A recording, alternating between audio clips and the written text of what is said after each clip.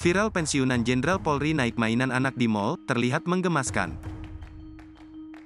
Irjen Purn Widiarso Heri Wibowo membagikan momen lucu saat ia tengah menaiki mainan anak di sebuah pusat perbelanjaan atau mal. Hal itu diketahui dari unggahan di Instagram pribadinya, @heriwibowo.